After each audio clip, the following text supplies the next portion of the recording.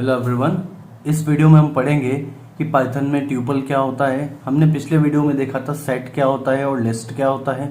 इस वीडियो में हम ट्यूपल के बारे में जानेंगे। तो चलिए शुरू करें। तो जैसा कि हमने देखा था पिछले वीडियोस में कि लिस्ट और सेट के भी कुछ रूल्स होते हैं, उन्हीं रूल्स को फॉलो करते हुए वो अपने एरे को कंप्लीट कर पाते हैं। वैसे रूल्स ट्यूपल के भी होते हैं। ट्यूपल ऑर्डर्ड होता है, मीन्स ट्यूपल में इंडेक्स का महत्व है, इंडेक्स दिया जाता है और हर आइटम ऑर्डर्ड होता है। वो अपना ऑर्डर चेंज नहीं करता, उसको एक पर्टिकुलर इंडेक्स दे दिया जाता है और उस इंडेक्स को फॉलो करते हुए वो अपने ट्यूपल को पूरा पालन करता है। सेकंड जो रूल आता है वो आता है अनचेंजेबल।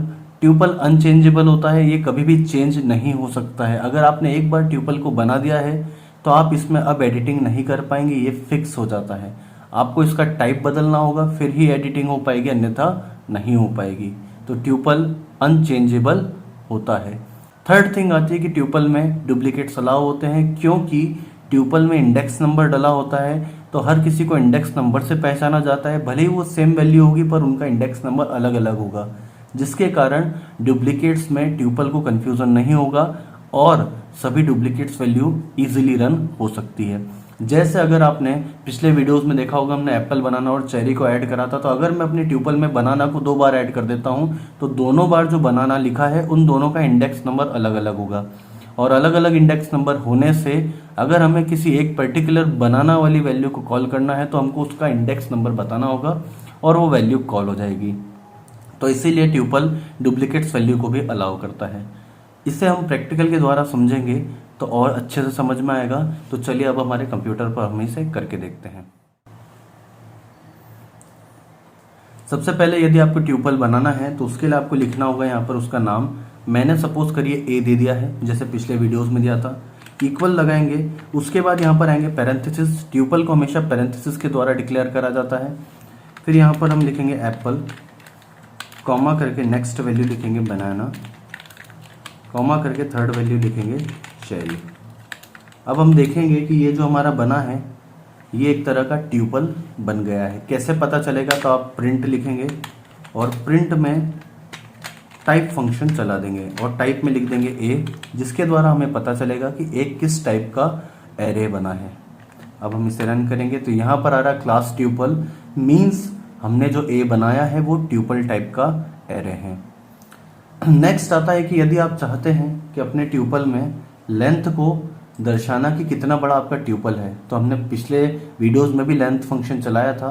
एक नई सेल लेंगे और यहाँ पर हम प्रिंट लिखकर पैरेंथेसिस में लिखेंगे लेन और लेन में लिख देंगे ए। इसके द्वारा जब हम इसे प्रिंट करेंगे तो हमारा आंसर आएगा 3, मीन्स हमारा जो एरे है उसमें 3 वैल्यूज डाली गई है, उसकी लेंथ 3 है।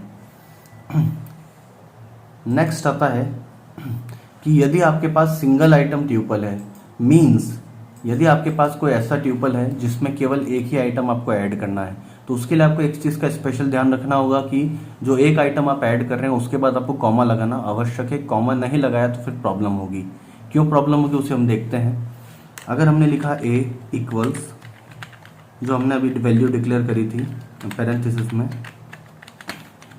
एप्पल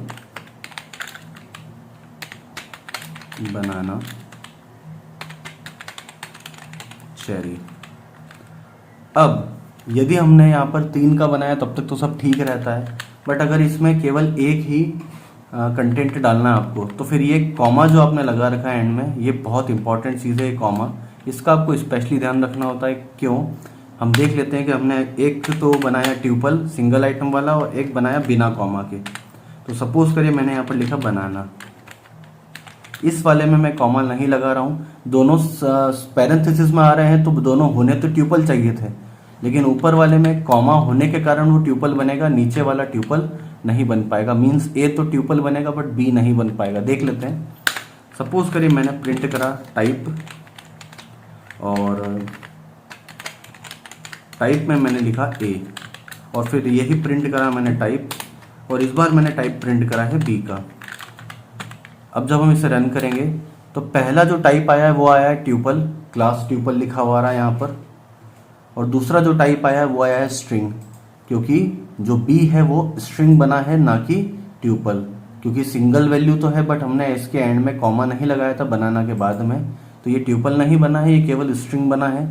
और ए जो है वो ट्यूपल बना है। तो आपको अगर सिंगल आइटम ट्यूपल बनाना है तो आपको कॉमा का स्पेशली ध्यान रखना होगा। नेक्स्ट आता है कि ट्यूपल में कौन कौन से डेटा टाइप की वैल्यू अलाउड है। तो ट्यूपल में सभी डेटा टाइप की वैल्यूज अलाउड है, जैसे पिछले एरेज में भी हमने देखा था। यदि आप चाहते हैं कि 3 टाइप के डेटा अपने ट्यूपल में डालना, तो आप वो भी यहाँ पर डाल सकते हैं। हम बना लेते हैं सी के अंदर हम सपोज करिए पहला डाल देते हैं मस्टैंग, कॉमा 4, कॉमा ट्रू। जब हम इस ट्यूपल को रन करेंगे, इसका टाइप तो अभी भी आ रहा क्लास ट्यूपल, मीन्स हमारा सी नाम का ट्यूपल बन चुका है जो तीनों वैल्यू को कंटेन करता है, तीनों टाइप की वैल्यू, जिसमें पहली वैल्यू थी स्ट्रिंग वैल्यू, दूसरी थी इंटीजर और तीसरी थी बुलियन। ऐसे आप ट्यूपल में मल्टीपल वैल्यूज को डाल सकते हैं। अब बहुत लोगों को कन्फ्यूजन होता है कि सेट में कौन सा ब्रैकेट लगेगा, ट्यूपल में कौन सा ब्रैकेट लगेगा या लिस्ट में कौन सा ब्रैकेट लगेगा। तो जैसे हमने पिछले वीडियोस में इनके नाम वाले फंक्शन यूज करे थे, वैसे आप यहाँ पर भी यूज कर सकते हैं। इसके लिए हमने लिखा, सपोज करिए एक नया वेरिएबल डी, यहाँ पर हमने लिखा ट्यूपल, 2 ब्रैकेट लगाने जरूरी होते, 2 पैरेंथेसिस। ये हमने पिछले वीडियोस में भी करा था, सेट और लिस्ट दोनों में। अब यहाँ पर आप नई वैल्यूज डाल देंगे। सपोज करिए मैंने डाली वैल्यू टाटा, मारुति, सुजुकी, ये हमने वैल्यूज डाली है। और जब हम इसे प्रिंट करेंगे इसका टाइप, तो आंसर आएगा क्लास ट्यूपल, मीन्स हमारा जो डी है वो ट्यूपल बन चुका है। और इसके लिए आपको कोई पैरेंथेसिस का ध्यान रखने की जरूरत नहीं है, मीन्स आपको ये नहीं पता करना है कि कौन सा ब्रैकेट लगेगा, बस आपको आगे लिखना है ट्यूपल। लिस्ट में आपको आगे लिखना होता था लिस्ट, और सेट में आपको आगे लिखना होता था सेट। केवल ये लिख देंगे तो आपका काम बन जाएगा। इसमें आपको फिर कोई ब्रैकेट की लिमिटेशंस नहीं रहेगी कि ये वाला ब्रैकेट ही लगाना जरूरी है। नेक्स्ट आता है कि अगर आपको कोई पर्टिकुलरली इंडेक्स वाला नंबर प्रिंट करना है, इंडेक्स वाला डेटा प्रिंट करना है, जैसे मैंने पहले कहा था कि ट्यूपल में इंडेक्स दिए जाते हैं, तो आप पर्टिकुलर इंडेक्स का डेटा प्रिंट कर सकते हैं। उसके लिए आपको एक नई सेल लेना है, वहां पर अब हम लिखेंगे प्रिंट, ए के अंदर हम बड़े ब्रैकेट में लिख देंगे 1, मीन्स जो हमारा स्क्वायर ब्रैकेट है उसमें लिख देंगे 1, तो 1 इंडेक्स नंबर वाली वैल्यू प्रिंट हो जाएगी। ए के अंदर 1 इंडेक्स वाली वैल्यू, वैसे तो यहाँ पर ए रिप्लेस हो चुका है पुरानी वैल्यू से, तो हम इसको कॉपी पेस्ट कर लेते हैं पहले, क्योंकि इसको भी रन करना पड़ेगा। ए को हमको फिर से रिक्रिएट करना होगा। तो मैं यहाँ पर ए को पहले बना देता हूँ, जिसके द्वारा ए में फिर से वैल्यू डल जाएगी एप्पल बनाना चेरी, क्योंकि ऊपर मैंने single item array, single item tuple आपको बताया था, तो जिसके कारण ए की वैल्यू रिप्लेस हो गई थी। बट अब इस कमांड के द्वारा ए के अंदर फिर से नया डाटा डल जाएगा, ए में एप्पल बनाना चेरी तीनों डल जाएंगे। उसके बाद फिर 1 इंडेक्स नंबर वाली वैल्यू प्रिंट हो जाएगी। अब हम इसे रन करते हैं। जैसे हमने रन करा, 1 इंडेक्स पर आया बनाना, क्योंकि 0 इंडेक्स पर था एप्पल और 1 पर था बनाना। तो हमने जब 1 इंडेक्स को प्रिंट करा तो वैल्यू आ गई है। ये हमने पिछले वीडियोस में भी देख रखा था। अगर आप चाहें तो नेगेटिव इंडेक्स भी चला सकते हैं। सपोज करिए मैंने करा है -1, -1 में कौन सी वैल्यू आएगी, तो -1 में आएगी चेरी, क्योंकि मैंने कहा था पिछले वीडियोस में भी कि जब आप प्लस में करते हैं तो 0 से इंडेक्स स्टार्ट होता है, बट अगर आप नेगेटिव आते हैं मतलब पीछे से स्टार्ट करते हैं तो फिर वो 1 से स्टार्ट होता है। -1 करेंगे तो पहली वैल्यू आएगी, बट अगर आपने 0 करा है तो एप्पल आएगा। मीन्स आपको पॉजिटिव में 0 से स्टार्ट करना है, नेगेटिव में 1 से स्टार्ट करना है। तो ऐसे आप नेगेटिव इंडेक्स की वैल्यू भी प्रिंट करवा सकते हैं। इसके अलावा यदि आप चाहें तो 2 ट्यूपल को कंबाइन भी कर सकते हैं। उसको कंबाइन करने के लिए आपको करना कुछ नहीं है, केवल बीच में प्लस लगा देना है। ट्यूपल में ऐसा कोई अलग से ऐसा कोई फंक्शन यूज करने की जरूरत नहीं है, जैसे हमने करा था अपडेट, और भी बहुत सारे फंक्शंस यूज करे थे, ज्वाइन वाला करा था, यूनियन वाला करा था, वो सभी दूसरी चीजों में लगाए गए थे। यहाँ पर केवल आपको प्लस लगाना है और आपका काम चल जाएगा। कैसे, इसके लिए हम एक नई सेल लेते हैं।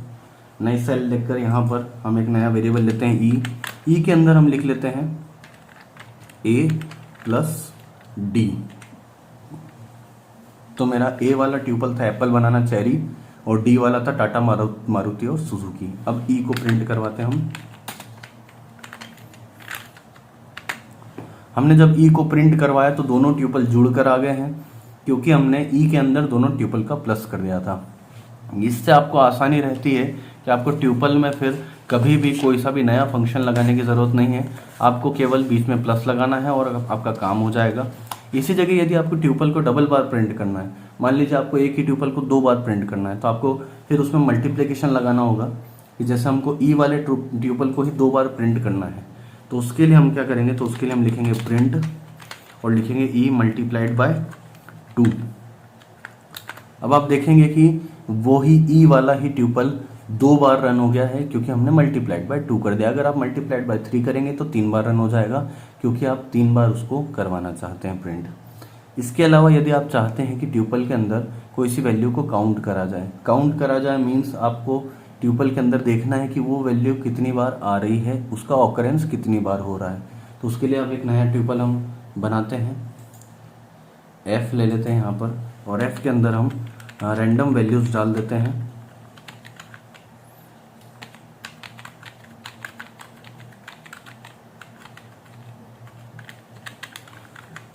सिंगल डिजिट डाल देते हैं, इनको जो डबल डिजिट है इनको रिमूव कर देते हैं। इसमें अब मेरा एक ट्यूपल बन चुका है। इसमें यदि मुझे काउंट करना है कि कितनी बार एक ही वैल्यू रिपीट हुई है, तो इसके लिए हम लिखेंगे यहाँ पर प्रिंट में हम लिखेंगे एफ डॉट काउंट, और काउंट में फिर उस नंबर को लिख देंगे जो हम काउंट करवाना चाहते हैं। यहाँ पर मैं काउंट करवाना चाहता हूँ सपोज करिए 4, तो एफ के अंदर 4 कितनी बार आया है वो काउंट हो जाएगा। अब हम इसे रन करते हैं, तो एफ के अंदर 4 आया है 3 बार, तो यहाँ देख लेंगे आप भले 1, 2 और 3 बार 4 आया है। इसी जगह यदि आप 5 को चेक करवाते तो 5 का ऑकरेंस बताता कि 5 मेरे एफ के अंदर 2 बार आया है। इसके द्वारा आप ट्यूपल में किसी भी वैल्यू का ऑकरेंस गिन सकते हैं कि वैल्यू कितनी बार आई है। अब हम देखेंगे नेक्स्ट जो आता है कि ट्यूपल को डिलीट कैसे करा जाता है। पिछले वीडियोस में भी हमने एरे को डिलीट करा था, उसके लिए हम डेल नाम का कीवर्ड यूज करते हैं। उसके लिए हम यहाँ पर लिखेंगे, एक नई सेल ले लेंगे, उस नई सेल में मैं लिखूंगा डेल एफ, मीन्स मेरा जो एफ है वो डिलीट हो जाएगा। अब जब हम उसे प्रिंट करेंगे तो ऑब्वियस सी बात है एक एरर आएगी, क्योंकि एफ जो है वो डिलीट हो चुका है। जब नहीं मिलेगा तो प्रिंट भी नहीं होगा। अब हमने जब इसे रन करा है तो यहाँ पर एक एरर आ रही है, name F is not defined, means F जो है वो प्रिंट नहीं हो पाया है क्योंकि वो हमने डिलीट कर दिया है। तो ये था हमारा ट्यूपल के बारे में, डिफरेंट टाइप के फंक्शंस। जो फंक्शंस इस बार मैंने इस वीडियो में नहीं चलाए हैं और पिछले वीडियोस में मैंने यूज़ करे थे, आप उनको चाहें तो अपने ट्यूपल पर यूज़ कर सकते हैं। आप उसके लिए प्रैक्टिस अपने लेवल पर भी कर सकते हैं। तो ट्यूपल के लेक्चर में इतना ही रहेगा। आई होप आपको ये समझ में आया होगा।